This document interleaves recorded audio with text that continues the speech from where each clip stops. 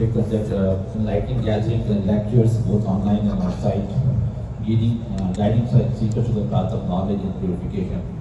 Shaykh has worked in academia most of his life. He has, to his credit, a bachelor's in computer science, a master's in management systems, a master's in interactive technology, as well as an ongoing PhD in leadership and innovation. All from New York University. He worked as a managing director at New York University and served as a professor there as well. He has traveled far and wide throughout North America, Europe, Africa, and the Middle East and South Asia, focusing on the spiritual development to bring the masses closer to Allah subhanahu wa ta'ala. His impact on the community is absolute, as many college-going students have shifted the course of their lives for the better under his guidance. So I would like to invite Shaykh to please address the community.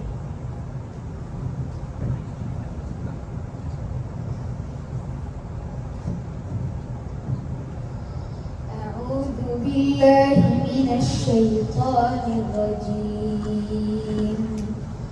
بسم الله الرحمن الرحيم. أفحسبتم أنما خلقناكم عبثا وأنكم إلينا لا ترجعون فتعالى الله الملك الحق لا إله إلا هو رب العرش الكريم. ومن يدع مع الله إلها آخر لا برهان له به فإنما حسابه عند ربه إنه لا يفلح الكافرون. وقل رب اغفر وارحم وأنت خير الراحمين. صدق الله العظيم.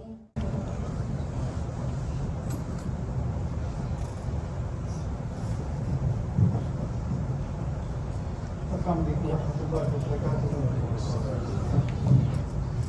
الحمد لله وكفى وسلام على عباده الذين اصطفى. أما بعد، فأعوذ بالله من الشيطان الرجيم. بسم الله الرحمن الرحيم. والذين جاهدوا فينا لنهدينهم سبلنا. سبحان ربك رب العزة عما يصفون وسلام على المرسلين والحمد لله رب العالمين. اللهم صل على سيدنا محمد وعلى آل سيدنا محمد وبارك وسلم. اللهم صل على سيدنا محمد وعلى آل سيدنا محمد وبارك وسلم. اللهم صل على سيدنا محمد وعلى آل سيدنا محمد وبارك وسلم. We begin this majlis with the beautiful name of Allah subhanahu wa ta'ala, who is entirely merciful, who is especially merciful. And we send salutations to his Habib and our Habib, our Master Hazrat Muhammad Mustafa sallallahu alayhi wa sallam. And we ask and we beseech Allah subhanahu wa ta'ala that He blesses this gathering, this companionship that we have, and makes this a source of redemption, make this a source of reflection, make this a source of forgiveness, as well as a source of najat for each and every one of us. Now, Allah subhanahu wa ta'ala has created insaniyat or humanity as ashraf al-makhluqat, as the best of creations. We have been sent in this world for a very limited amount of time. If you look at our life, 1/3 of the life is spent in just sleeping. A lot of the life is spent, going to schools and colleges. And a lot of it is spent in our careers, our businesses that any person might pursue. So it is a limited amount of time in which we have to recognize Allah subhanahu wa ta'ala. We have to please Allah subhanahu wa ta'ala. We have to understand our maqsad hayat, our purpose in our life. Which we understand. وَمَا خَلَقْتُ الْجِنَّ وَالْإِنسَ إِلَّا لِيَعْبُدُونَ. That Allah subhanahu wa ta'ala mentioned in the Quran that I have not created jinnat or insan but for this one purpose, And what is that? Understand and be aware of the maqam of being an abd of Allah subhanahu wa ta'ala. Understanding this submission, this concept of submitting ourselves completely, willingly to Allah subhanahu wa ta'ala. It's a beautiful thing to be able to submit. That you love somebody so much that your own will submits to the will of your mahboob, of your beloved. And that is really what is required here. When we talk about our zahir, when we talk about our batin, our outer self and inner self, it really means that each and every aspect of it submits to Allah. The way that we look. Allah subhanahu wa ta'ala gave us the ability to see. It's a great ni'mah, a blessing from Allah subhanahu wa ta'ala. Now, we can choose to use it one way or another. If we choose it to look at ghayr mahram, if we choose to derive pleasure from that, now we are misusing or abusing that ni'mah. If we choose to use it to look at Baytullah, look at the Quran, look at the beautiful faces of our parents, look at our own wives, our children, then we are utilizing it because now we have submitted this faculty that Allah subhanahu wa ta'ala has given us to the will of Allah subhanahu wa ta'ala. Same thing with other things. Allah ta'ala gave us this tongue. I'm able to speak to you, communicate with you right now. Now, it is up to me how I use this. I can choose to be honest with this. I can choose to have good ikhlaq, the way that I speak. I can choose to say what is haqq, what is the truth. Or we can use the same tongue to hurt other people's feelings. We can choose to use the same tongue to lie, to slander, to backbite. It's the same tongue. This is what Hazrat Abu Bakr Siddiq used to say, جِرْمُهُ صَغِيرٌ وَجُرْمُهُ كَبِيرٌ, that this is a small tongue, it is a small organ, but جُرْمُهُ كَبِيرٌ, that it commits major crimes. So it is up to us. This is the limited will that Allah Ta'ala has given us. This is the limited choice that Allah Ta'ala has given us. Use it however you want. Same thing goes with our heart, with our qalb. This is a vessel of love. This is a vessel of ta'alluq, ilaqa, relationship. We can use it to love Allah subhanahu wa ta'ala, to love the deen, to love the Quran, to love Rasulullah sallallahu alayhi wa sallam. Or we can choose to use it to fill this heart with the love of the dunya. Love of fame and prestige, love of acknowledgement. We can use it however we want. It's up to us. And when we talk about Yawm al-Hashr, this is really what the accountability is all about. That I gave you certain blessings, certain ni'mah. How did you use it? How did you use your heart? How did you use your nafs? What did you desire? What did you long for? What did you aim for? This aql, this mind and intellect that was given to you, what were you thinking about? What were your thoughts like? What overwhelmed you?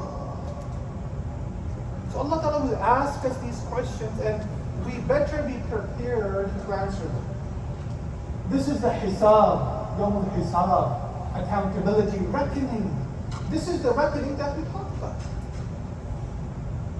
These are the blessings and the limited choices, khair or shar. It's up to us. Either way, all of us are making this journey one step after another towards our eventuality. Everybody is going to their own qubur, to their own graves. This is such a reality. It doesn't matter if you're a Muslim, if you're a Christian, a Jew, a non-Muslim, an atheist. It doesn't matter. This is one thing that everybody cannot deny. Nobody can deny this. That we are going to taste that. كُلُّ نَفْسٍ ذَائِقَةُ الْمَوْتِ. And this ayah is so deep. Allah Ta'ala mentions in the Quran. Why? Because when you taste something, either it is sweet or it is bitter. Either it is sweet or bitter. So the dha'iqatul maut, it is going to be either sweet for us if we lived a life that was sweet, or it is going to be bitter if we choose to ignore Allah subhanahu wa ta'ala.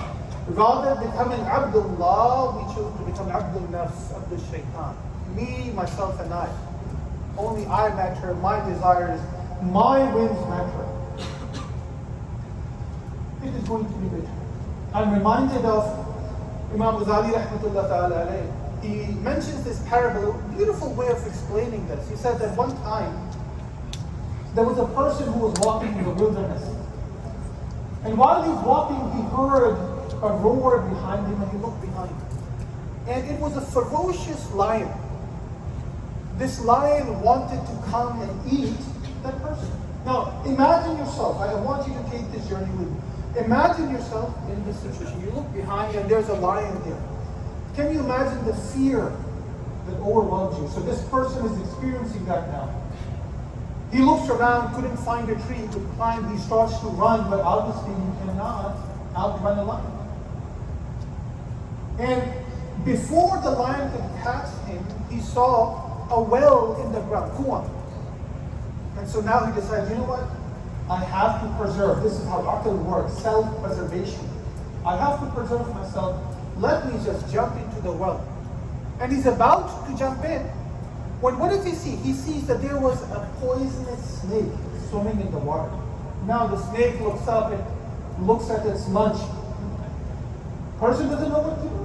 Again, imagine yourself in this situation. You're about to jump down, there's a snake, and the snake is waiting for you, the lion is drawing near.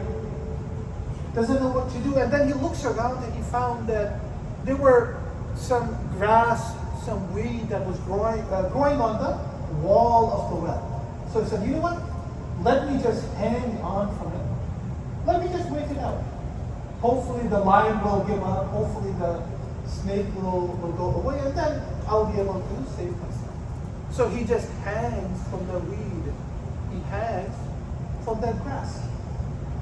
And while he's doing it, but bhakti, as they say in our language, he saw that there was a hole in the wall, and two mice, a black and a white one, they just crawled out, and they started nibbling and gnawing on the grass, the weed that he's hanging on from. Allah.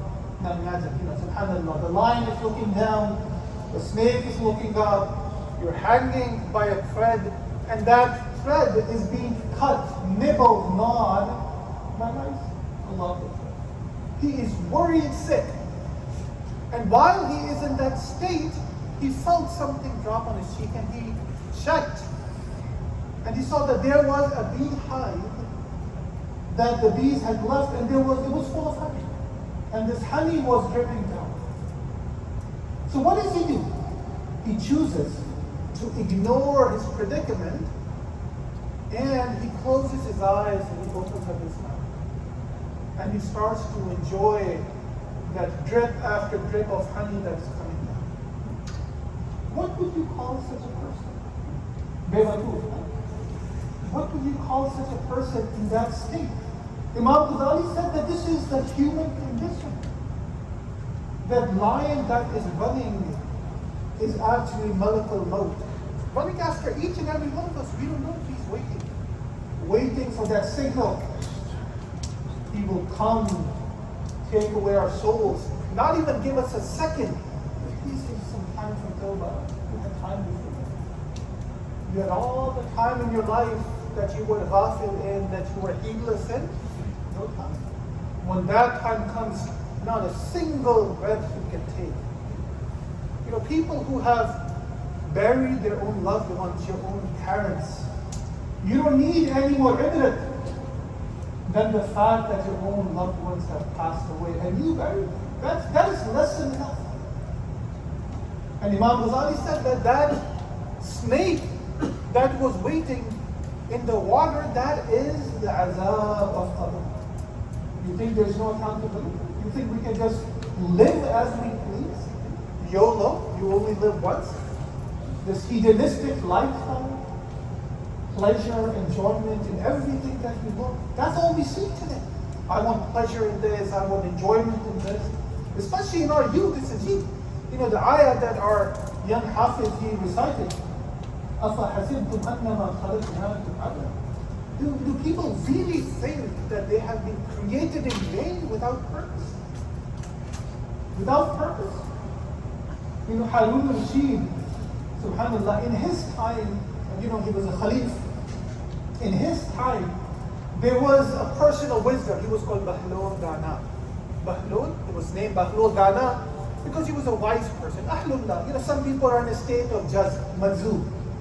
So this person is just kind of intoxicated in the love of Allah subhanahu wa ta'ala, lost in his life. One day he was walking and he came across some children who were playing. And he saw that there was a young child who was just sitting on the side. And naturally he assumed, maybe the other kids are not allowing him to play. Sometimes children will do that. So he approached him, said, "Assalamu alaikum. My son, you look very grieved. Don't worry if the kids are not letting you play. Don't worry, I'll talk to them." And he looks up to him and he recited exactly this ayah. أَفَحَسِبْتُمْ أَنَّمَا خَلَقْنَاكُمْ عَبَثًا. This child, 6, 7 years old, he looks up and said, "Do you think, Ya Shaykh, Allah subhanahu wa ta'ala has created me in vain without purpose? Do you think this life is lahu wa la'ab, that this is play and merry-making, frivolous lifestyle? Do you think that is why I have been created?" Now the Shaykh, subhanAllah, the Mashaykh of the past, as Shaykh Sadi rahmatullah says, take wisdom even if it is written on the wall. So he was, mashallah, he's like, this young child, 6, 7-year-old, is full of hikmah. Let me ask you this. He said, why are you saying this? You are very young. 6, 7-year-old, how many sins can you have done? You are barely grown out. Why do you talk like this? And he says that, when I go home, I see that my mother, when she has to light the fire, before she puts in the bigger logs, she puts in those twigs and small branches first. And I am afraid that Allah subhanahu wa ta'ala has to light this fire of Jahannam. And before he puts in the adults, what if he chooses to put in the young ones first? And that keeps me out.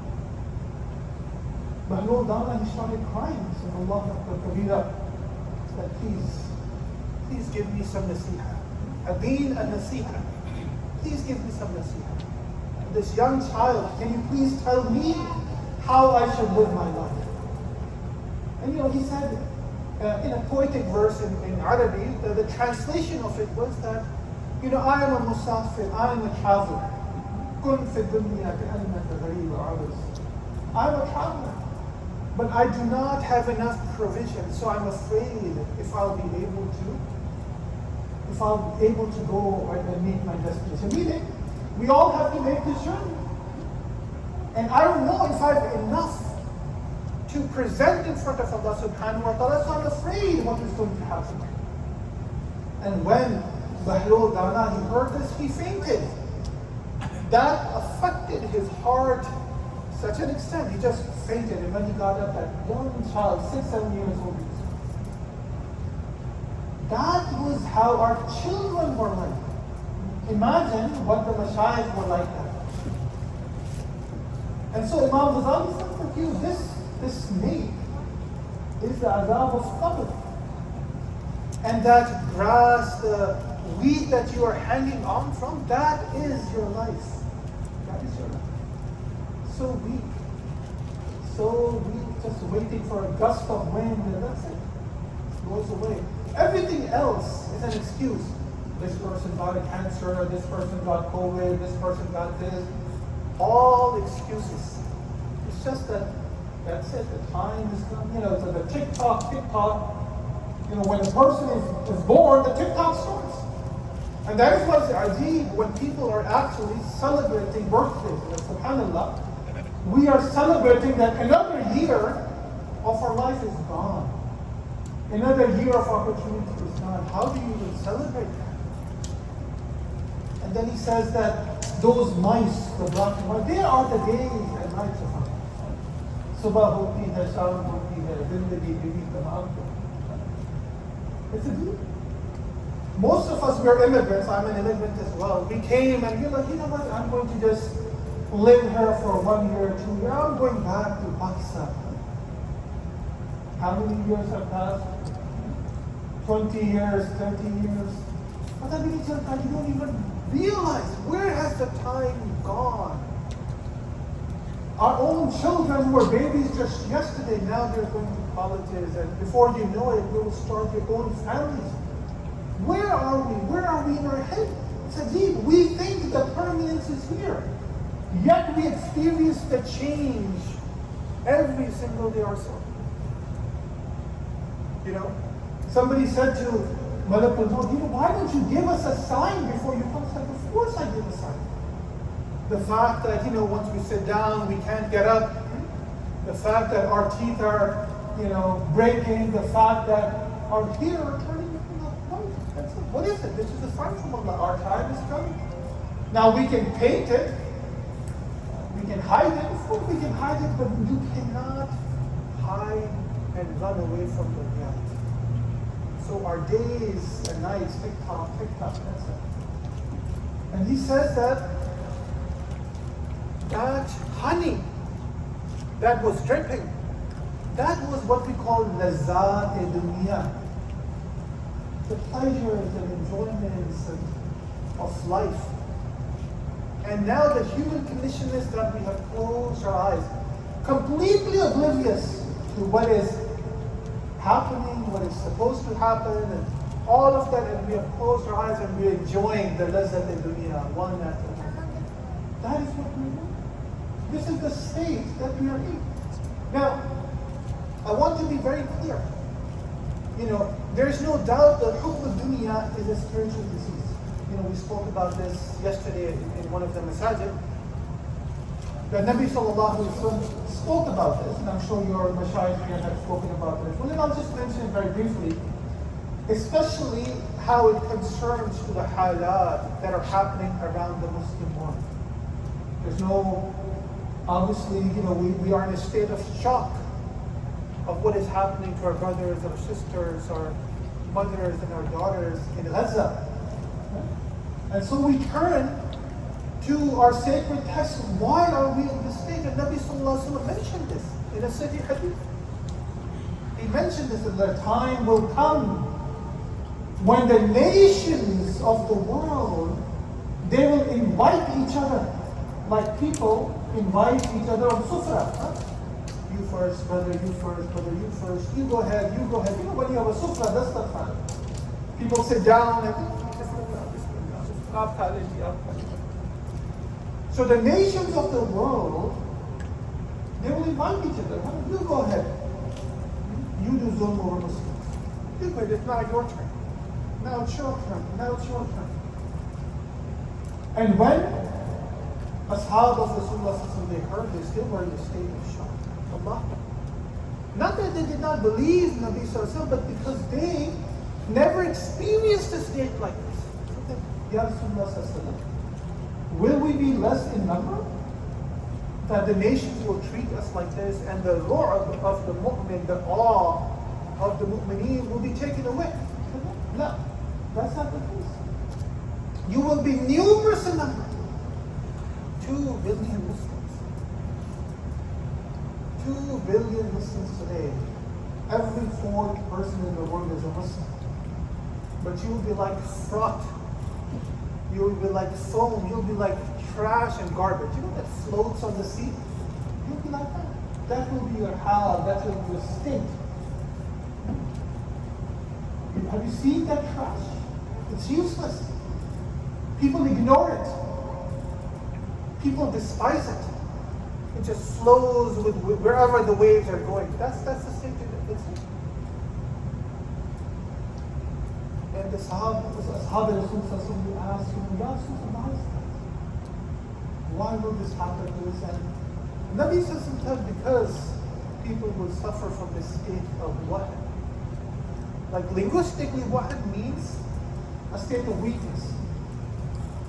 But the Ashab asked, what is this wahd? And then Nabi Sallallahu answered, please listen to this with your heart. Nabi Sallallahu said that wahd is hubb al-dunya, love of this dunya, wa karahit al-maut, and you have this karaha, despising, displeasure of maut, of death. People don't want to hear about it anymore. If you have any majalis, I've had people talk to me about this.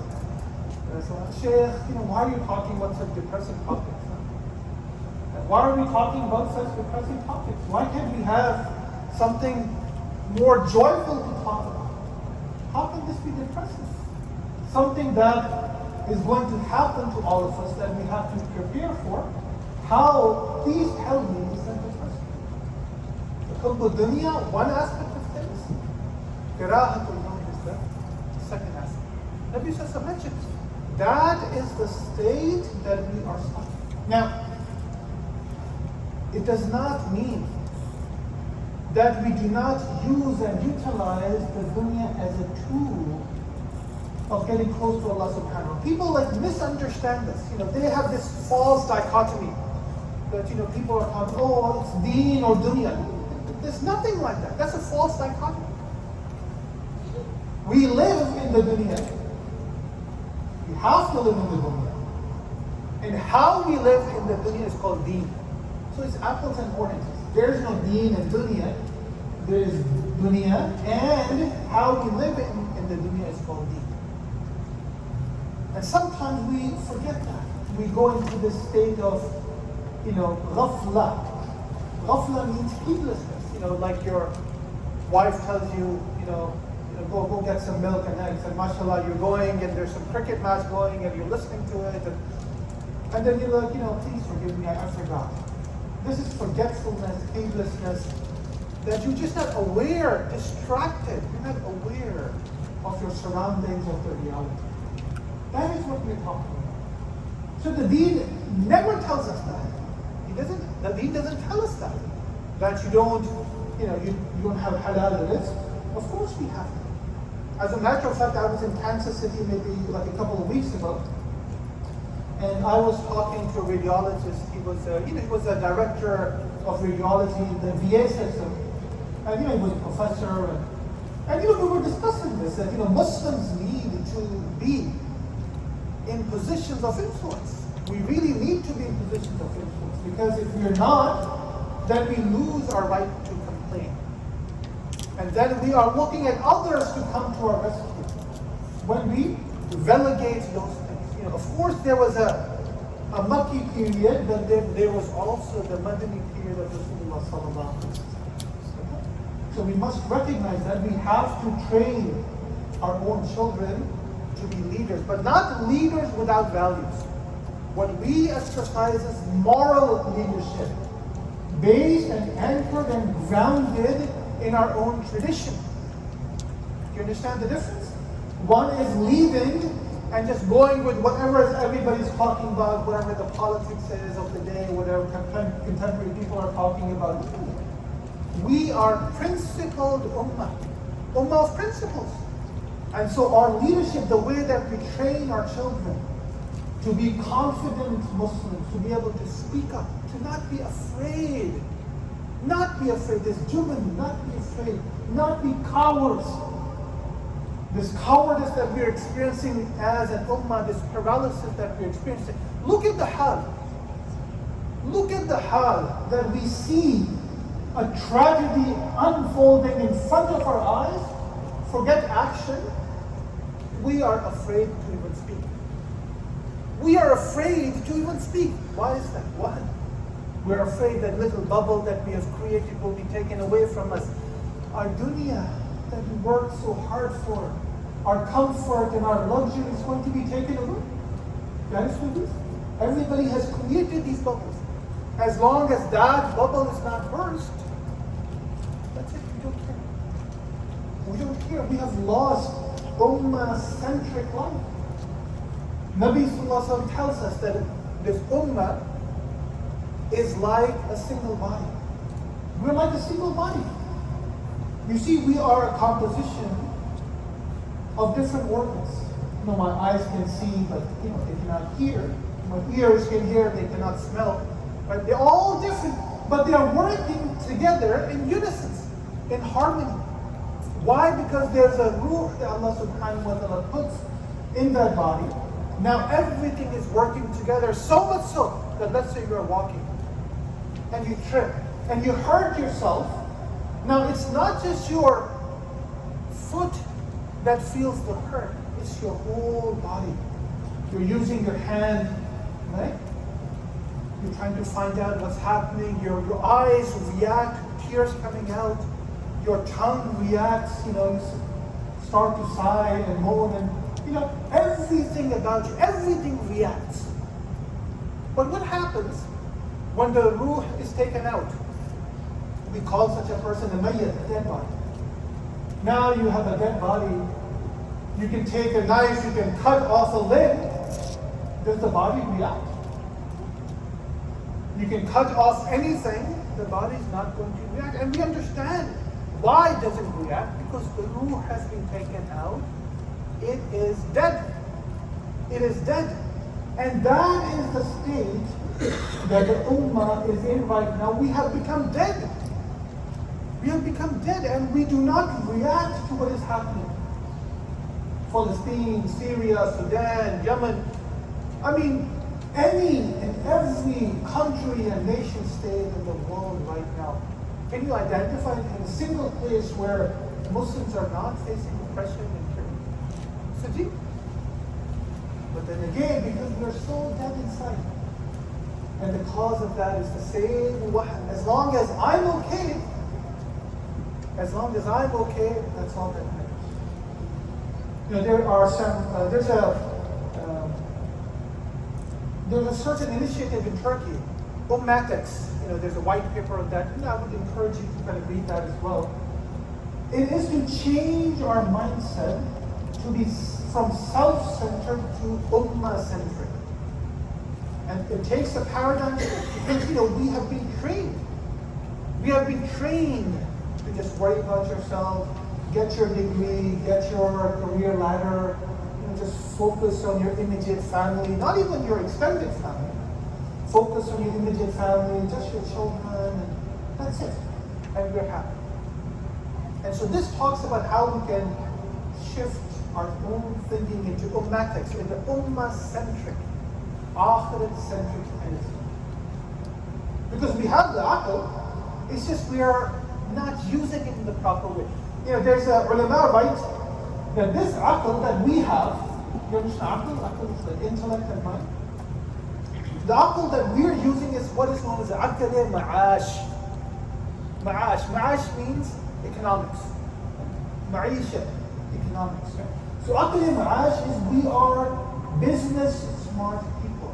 We plan, I'm going to go to this college and university, get this degree, take this exam, hit my med school, get into a med school, become a doctor, and then I'm going to move into that place. Really good planning. So this is what we call the aql ma'ash. That we are very well, we plan it all very well. But the difference between us and the previous generations is that they had aql ma'ad. Ma'ad means this akhirat-centric. It's not like they didn't have wealth, of course they did. Abdul Rahman bin Auf, he was one of the Ashara Mubashara. He is what we would call now a billionaire. He was a billionaire. But a billionaire with aql ma'ad. Usman ibn, we know this. He was a millionaire. Allah Ta'ala had blessed him immensely. But he had aql ma'ad. He used this as a tool to make his akhirah. We use the same wealth just for dunya. Just for dunya. Just for dunya. That's it. And we have changed our criteria of success, right?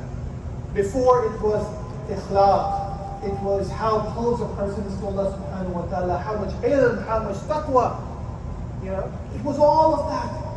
Now it doesn't matter if a person is a sinner, disobedient person, as long as they have that mansion in that place.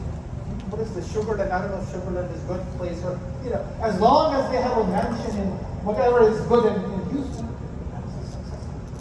We've changed the criteria. And I always think about this. That the Ashab of Rasul, they were insan like us. They had needs. They had much more difficult, right? Living in the desert, right? No air conditioner, no fans, no light, right? No cars, no Teslas, nothing like that. But what is going on? What is the difference that they were able to achieve so much these desert dwellers, they came, and within a few decades they changed the face of the world. Two established empires, Persia to the east, the Roman Empire to the west, it collapsed. To this day, they're even studying this phenomenon. If you look at the academic research, they're trying to figure out what happened. These desert dwellers, how did they come? And how did they lead literally half of the duty? They did not have PhDs. Most of them were unlettered, but they had a very different way of thinking. They were akhirat-centric. We are dunya-centric. They worried about their batin, their inner self. We worry about our zahir. Zahiri, I should look nice, I should look like this, I should look like that. That's all we worry. We don't care how you look inside. And I'm reminded one time I was in New York City and I was riding the subway system. I don't know if Houston has a public transportation, but we have that in New York City. And there was an ad that I saw. SubhanAllah, it was an Ajib ad that, there was a picture of a person that had wounds on his face. Blood was coming out of him. And it had such a shock effect that naturally you looked at it and you wanted to, what is this ad about?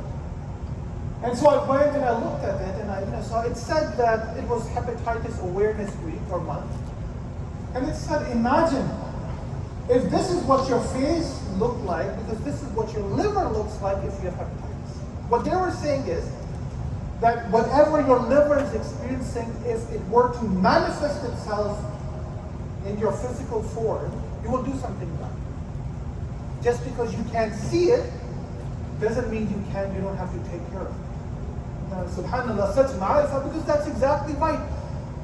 The Ashab of Rasulullah, the Salaf Salihin, they were people very much focused on their batin, their inner self. Umar Farooq, when he went as the conqueror of Bayt al-Muqaddas, he was wearing clothes that had patches on it. Can you imagine? This great Sahabi, he is literally Amir al-Mu'mineen. He is literally the emperor of this empire. And mashallah, he's just going. He's wearing clothes that has patches on it. And he has such adl, fairness, that he says to his servant that it's not right that I should be the one riding the camel. Let's take turns. And when they reached once, it was the servant's son. He said, Ya Amir al-Mu'mineen, you should be the one. He said, no. We have been taught adalat, fairness. We are people of sadaqat and amanat and shuja'at, people of values, people of character. We don't just say things, we have sifat. And of course it is your turn, of course you will be the one writing. Are we surprised then that they were able to do so much? So they were people like that. They were focused on their inner self.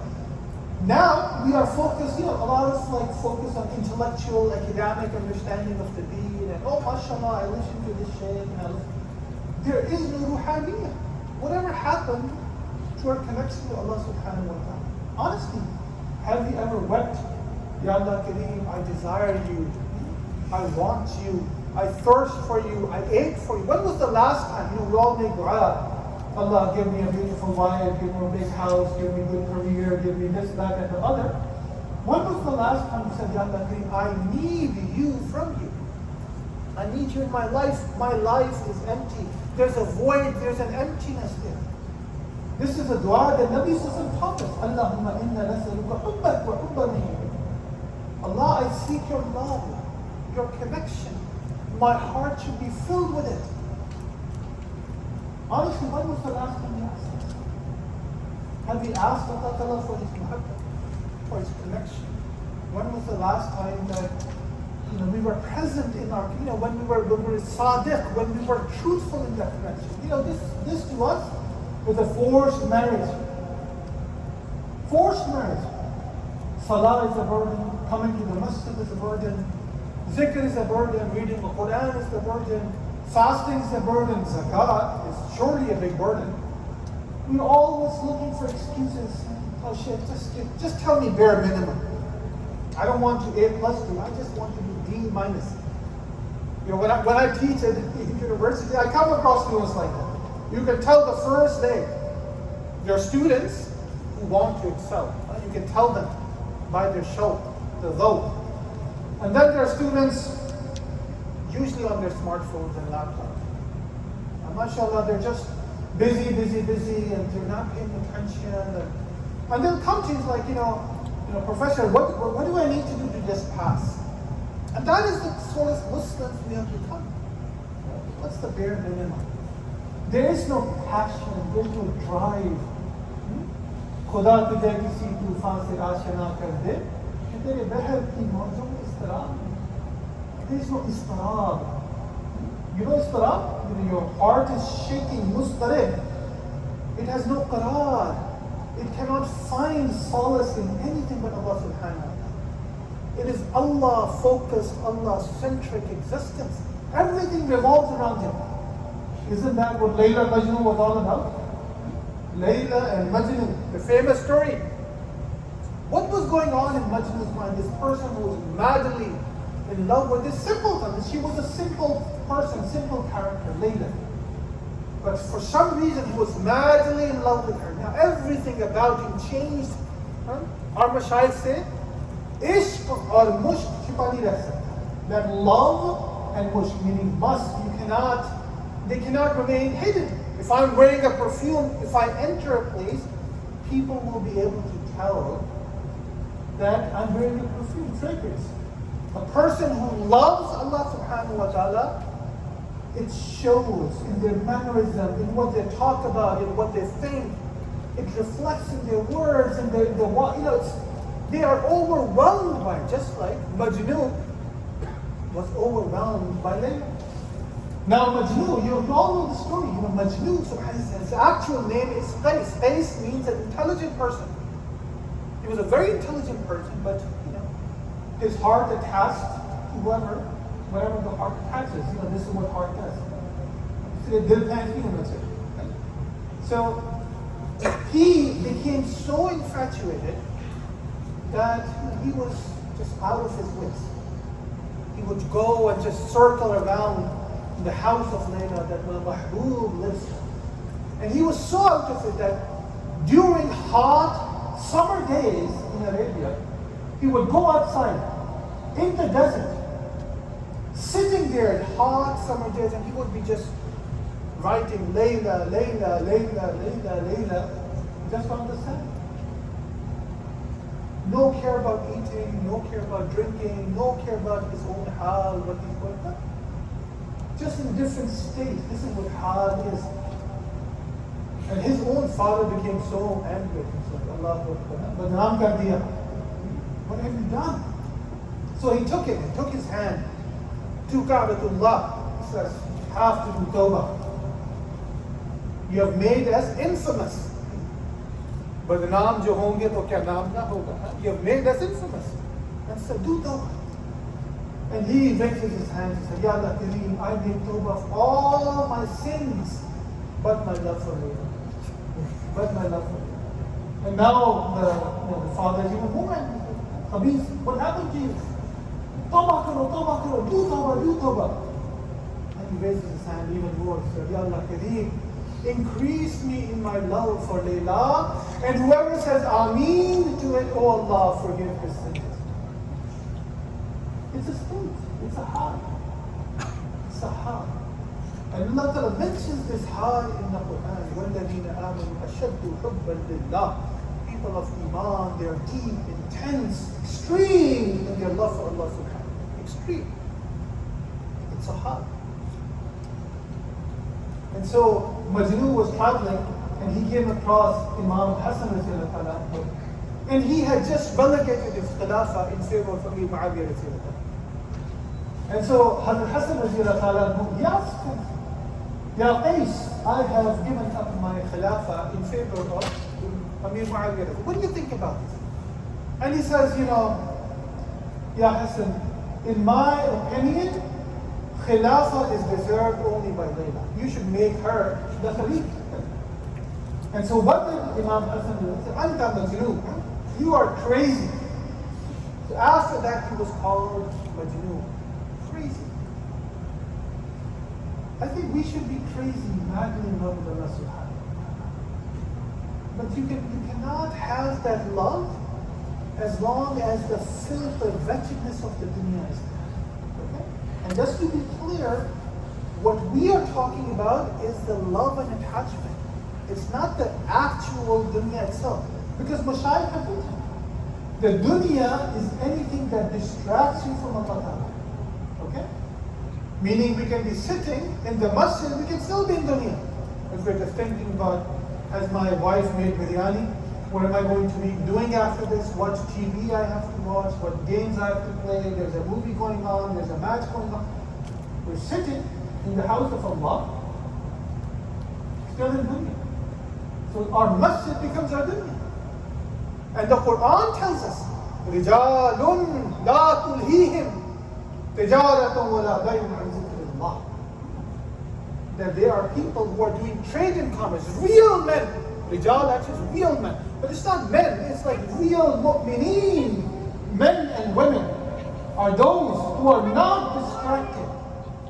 Meaning their trade, their commerce does not distract them from what? Dhikr of Allah. Remembrance, they are mindful of Allah.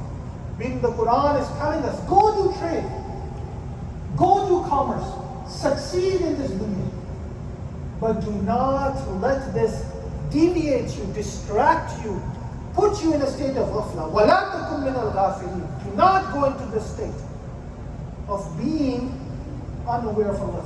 That is what happens. That is what happens. Little things happen. What is the first thing we forget is Allah. Who is the first one we forget is Allah subhanahu wa ta'ala. So this really means, Hubb dunya, when we're talking about this, is love of the distractions from Allah subhanahu wa ta'ala. That is what we're suffering from. يا أيها الذين آمنوا لا تلهكم أموالكم وأولادكم عن ذكر الله. That do not be distracted by two things. Again, two things we are all connected with. Don't let your amwal, your material possessions, and your awlad. Awlad is your connections, your relationship. Don't let them distract you from dhikr, remembrance of Allah Ta'ala. From your goal in life. Don't let them distract you. وَمَنْ يَفْعَلْ ذَلِكَ, he is in utter loss. Utter loss. There is a loss. Sometimes you fail and then there's utter failure. Allah Ta'ala says, such a person who just lets these things that you're supposed to, your children, you make them righteous, so they become a sadaqah jariyah for you. Your wealth and possessions, you use this to get close to Allah subhanahu wa ta'ala. Mulana Ruf rahmatullah ta'ala, he mentions in such a beautiful way. He says that dunya, what we think of dunya, he says it's like water. Do we need water to survive? Yes. Of course we do. Can we live without it? We cannot. So water is useful, it is needed, it is our requirement. If you have a boat, if you have a yacht, if you have a ship, you need water for it to go from point A to point B. The whole of world commerce is mostly done through the shipping. You need that water. If you don't have the water, there's no commerce. If you don't have the water, why is it, they say there's no life on Mars? Because they couldn't find water. So you need the water. Dunya is exactly that. You need it to survive as a tool for getting close to Allah. But what happens? Let's say you are traveling in a boat, mashallah, and there is a hole in the boat. What do you think is going to happen? How worried you will become. Why? Because the same water that you need for the boat to float, for your own survival, now it is coming inside your vessel, your boat. And instinctively but now it's going to sink the boat, it's going to drown you, and you are in a state of stress now. That's exactly what dunya is. It's okay to have it. But if it goes inside the heart, if it overwhelms the heart, if the love of the dunya comes in the heart, it sinks our iman. Because now Allah subhanahu wa ta'ala is not the priority.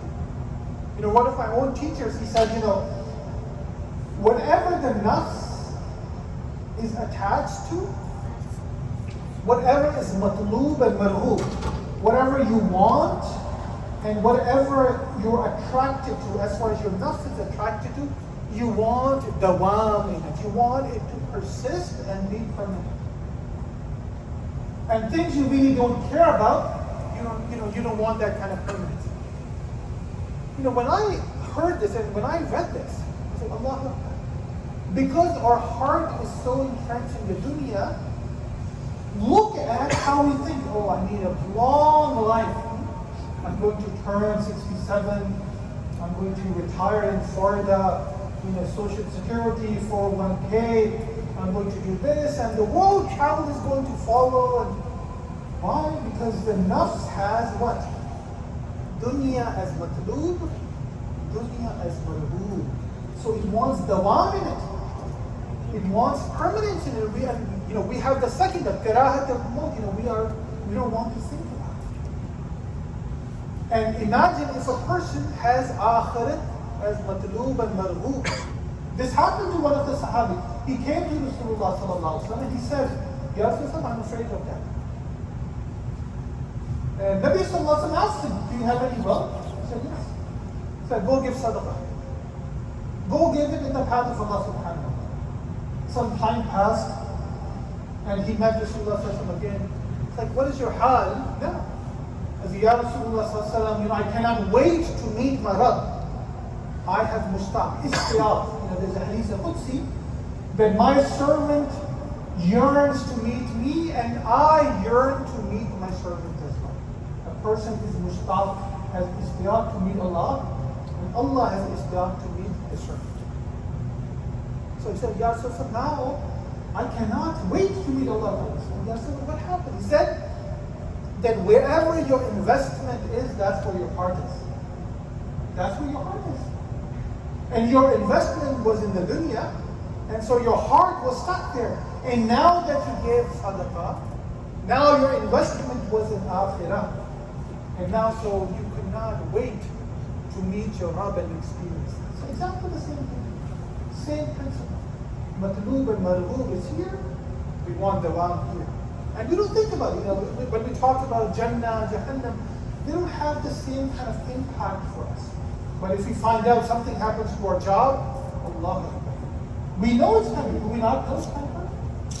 Do we not know that the life is coming? But look at the impact, the influence that it has on us. Same thing about Jannah and Jannah. Oh, Allah ka manzoor. Whatever Allah Ta'ala wants. It's a very ajeeb kind of thinking. Very ajeeb kind of thinking. Allah Akbar. So, we have to be a little cognizant of our own behavior. This is called bid'ah usul. Just look at ourselves. What are we thinking? Why are we behaving this way?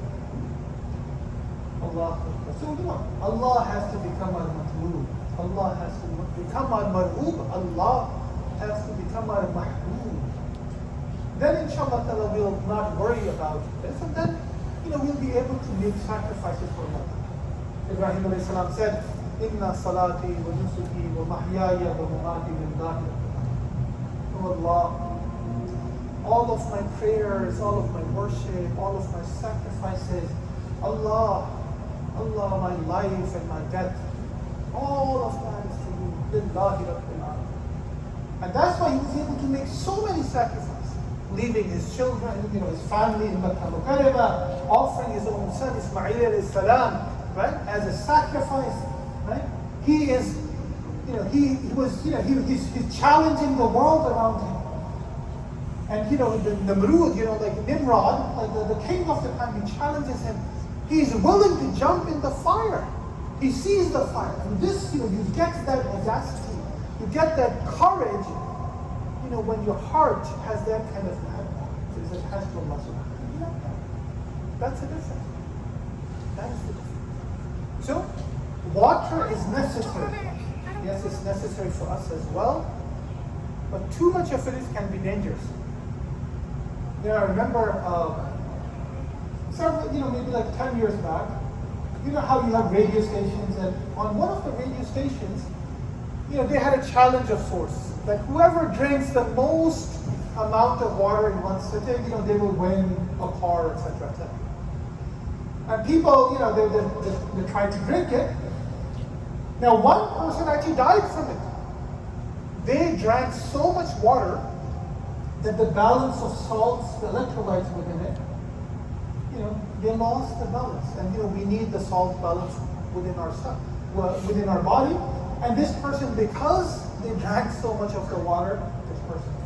So just i'tidal, just what is needed, just what is required. Focusing on just the needs, not traversing into the khahisat, because there's no end to it.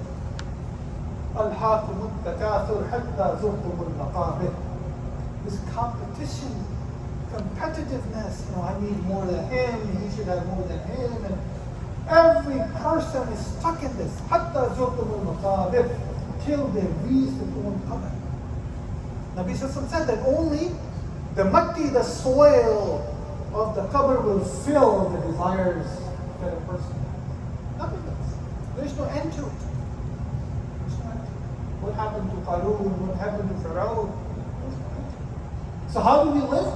I'm reminded of Shaykh Abdul Qadir Jailani, he's a great muhaddith, a great sage, rahimahullah. One time he was sitting in a gathering and people, mashallah, he had a business, he was a trader. When somebody rushed into the gathering and said, Shaykh, he said, what happened? What happened? He said, Shaykh, there was a huge storm at the sea. And all the ships that were returning, that were coming to the port, they were all destroyed, meaning all of your provisions, all the profit that everything was destroyed. The Shaykh, he closed his eyes for a few seconds, opened them back up, and he says, what? Alhamdulillah. Alhamdulillah. A few moments pass. Another person rushes in, he says, Shaykh, now what happened? He says, yes, there was a huge storm at sea, and most of the ships were destroyed, but all of your ships, with all the provisions and all the profit, all of them reached the shore safely. They all came. It's like hitting the jackpot. Now the Shaykh, he closes his eyes one more time. He opens them back up, and what does he say? He says, Alhamdulillah. Alhamdulillah. Now somebody asked him, Shaykh, why is that? When you had such bad news, you say Alhamdulillah. When you had such good news, you say Alhamdulillah. What is the reason for that? He says that when somebody came and told me of utter loss in the dunya, I look inside my heart and I gazed at my connection with Allah subhanahu wa ta'ala. Am I still connected? Am I still pleased with my Rabb? And I saw that I was just as pleased with Allah as before. And over this blessing, I said, Alhamdulillah. And then when I heard that I made all of this profit and whatnot, now I look inside again. Am I excessively happy over this? And I found that no. My heart was just as pleased with Allah as it was before. And over this ni'mah, I said, this is the i'tidal. Yes, you're a trader, but that doesn't define you. Allah subhanahu wa ta'ala and His ta'alluq defines us. We don't reimagine ourselves, in terms of how much possessions we have, or what degrees we get, or how many connections we don't. Our identity is antumul fuqara'u ila Allah. You are all in need of Allah subhanahu wa ta'ala. Allah is our identity. All of you are fuqara. You are in need of Allah. You are ummah of Rasulullah. That's it. That's our identity, and that is enough identity. So any manifestation of Hubba Dunya, which is Hubba Mal, we spoke about that, or Hubba Jah. Hubba Jah means love of recognition. Oh, I gave to the masjid, now I should be made the president. I gave here, now people should praise me, recognize me. This is Jah. recognition. Recognize me, know me, praise me. All killer things. And so like Abdul Qadir Jailani, we need to find that. You know, Fariduddin Attar, rahmatullah. Again, another beautiful saying. You know, one time, Attar basically means who sells radar, perfumes. And you know, perfumes are like small bottles. So his shop had numerous small bottles in there. And one time, this faqir, this mansub, he entered the shop and he starts to look around. And Fariduddin Attar, he's annoyed by this. What are you looking at, Faqir? Darwish, what are you looking at? He says that, I am looking at that your life is stuck in so many bottles. How will your ruh come out? Meaning you are so stuck in this dunya, how is your ruh going to leave your body? And now he gets mad. He said that my ruh is going to leave the same way as your ruh is going to leave. He said, my ruh is going to leave like this. He lies down on the ground. He says, Ashhadu an la ilaha illallah wa ashhadu anna Muhammadan Rasulullah. This is how he is. كن في الدنيا كأنك غريب عابر. It's one of the most beautiful hadiths. I love this hadith. Kun, be in this world. Be in this world as a traveler or as a stranger. You know, I've come to Houston. I know I'm here for what, like less than one day. I don't come here looking for what properties to buy, what cars to buy, what businesses to invest. Right? My heart is to go back. My Vatani Asli is where I have come from. I know I'm a stranger. And I live here as a stranger. And the mu'min will always think like that. My Vatani Asli is Jannah.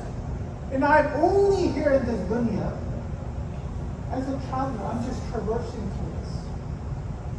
I'm a traveler, I'm a wayfarer. It's a strange land. I'm not attached to it. And that is why Nabi Sallallahu Alaihi Wasallam said, Dunya sijnul mu'min wa jannatul kafir. Have you heard this hadith? That this dunya is a prison. Is a prison for the mu'min. And it is a jannah for the kafir. Why? When a person is in a prison, do you think they're enjoying their time there? What are they waiting for? They're counting their days for freedom. And that is how a mu'min is. We are just counting our days. You have your hal to improve, let's improve the hal. Because after that, freedom, true freedom will come. Hurriya, freedom will leave this dunya. Just like, you know, we came from a different state. We were in the wombs of our mother for 9 months. At that time, if somebody were to ask us, you know, that this is a dunya, you're going to leave this world, and you know, there's going to be a wide world outside. We say, no. This is all that I know about. Within the womb, this is all that I know about. What are you talking about? There's another world. But all we had to do was wait. 9 months later, now we see the dunya.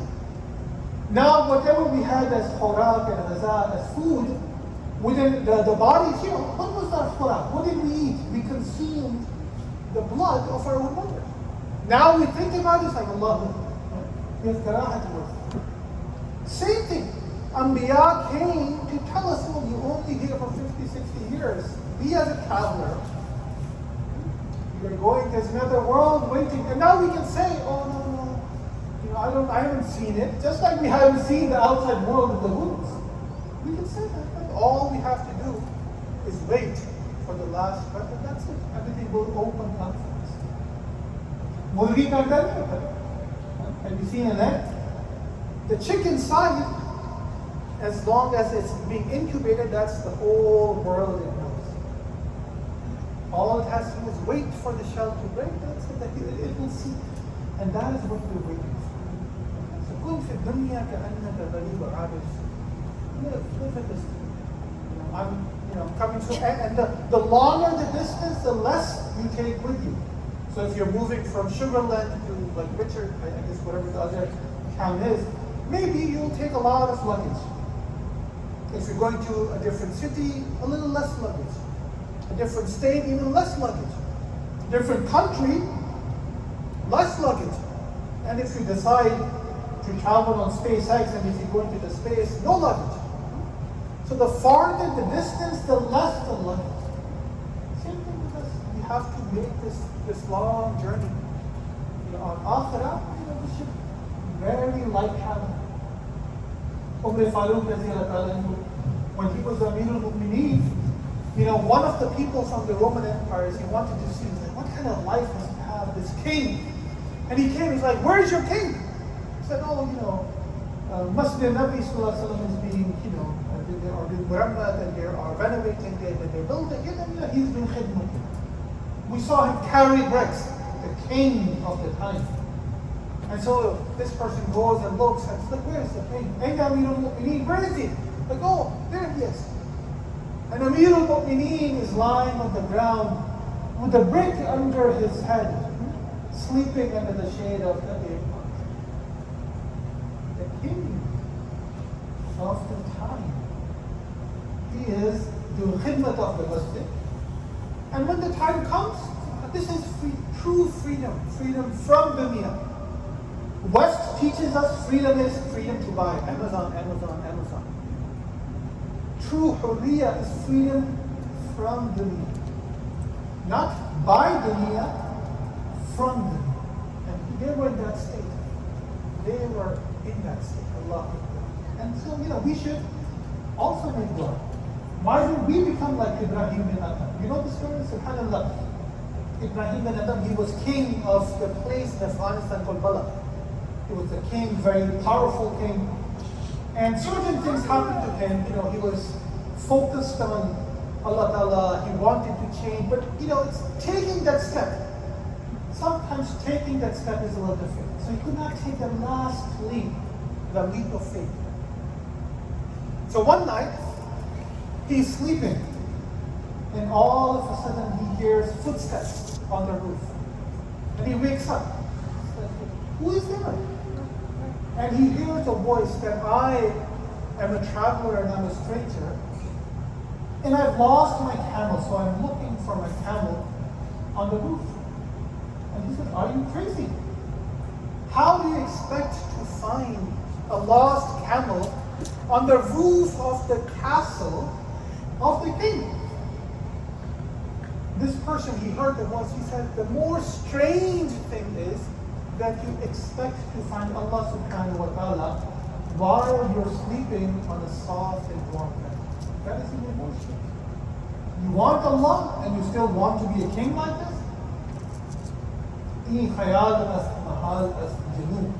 It's crazy. And that really moved him. He decided, this is the time. He left it. He left it and, alhamdulillah, he went in search of Allah subhanahu wa ta'ala. He became one of the greatest awliya of this ummah. Greatest awliya. One of his wazirs followed him. He said, king, why did you do this? He was a good king. Why did you leave? And just then, he took a needle and he threw it in the water. He threw it in the water. And then he said that I have lost my needle. Please bring it. And all of a sudden, all these fish, they came up with golden needles in them. This is not my needle. They went again. They came back up. And now they had a silver, nail in their mouth. So, no, this is not my nail. And then, third time, the fish came back and now they had his nail or his needle. This is what I got in return. I left one hakumat and Allah subhanahu wa ta'ala gave me another hakumat. This was a kiramah of his wilayah, but this is what Allah ta'ala does. We have to take that leap of faith towards Allah. So what do we do as an ummah? Again, we foster an environment in which, yes, we teach our children to be confident Muslims, have good careers, etc., but don't let it define you. Your iman defines you, your Islam defines you, and your ta'alluq with Allah subhanahu wa ta'ala. So we have to foster a culture of dhikr so we can be mindful of Allah subhanahu wa ta'ala. a culture of learning, so we can learn our heritage, our legacy. This deed is so beautiful, my dear brothers. It's such an amazing intellectual history. We have been just, especially in the era of colonialism, it was just taken away. It was robbed from us, and now we have to find it again. We have to attach ourselves. So circles of learning, circles of dhikr, we have to establish in ourselves, and inshallah, making dua, Allah Ta'ala takes away the wahan away from our hearts, and the allure, and the chamak damak of the dunya, Allah Ta'ala take it away. Make us like the Sahaba Kiram, like Hazrat Anas, they used to get this much gold, and they used to have an axe that they used to break the gold from, but they used to walk all over it, did not enter it. So may Allah Ta'ala make us like those people as well, who are divorced from this kind of this toxic. May Allah subhanahu wa ta'ala make us those who desire Allah, who are attached to the deen, who are focused on their akhirah, who love Rasulullah sallallahu alayhi wa sallam, and who define themselves through this as well. May Allah Ta'ala accept us all. Ameen ya Rabbal Alameen. Wa akhiru da'wana alhamdulillah. Make dua inshallah. اللهم صل على سيدنا محمد وعلى آل سيدنا محمد وبارك وسلم. ربنا ظلمنا انفسنا وان لم تغفر لنا وترحمنا لنكونن من الخاسرين. رب اغفر وارحم وانت خير الراحمين. اللهم يا مقلب القلوب ثبت قلوبنا على دينك. اللهم يا مصرف القلوب صرف قلوبنا على طاعتك. Ya Allah Kareem, our kind and merciful Allah, our most compassionate, most beneficent Allah subhanahu wa ta'ala. Allah, we are sinful, disobedient servants, Ya Allah. We sit in your presence, Ya Allah Kareem, in your masjid. Allah, in the state of weakness, Ya Allah Kareem. We have nothing to show for our life, Ya Allah. Our life has been wasted away. Has there been a single day where we did not sin? Has there been a single day where we were not disobedient? Has there been a single day when we were not in a state of ghaflat and forgetfulness and unawareness, Ya Allah Kareem? Allah, it's been enough, Ya Allah Kareem. Please change our dead hearts, Ya Allah Kareem.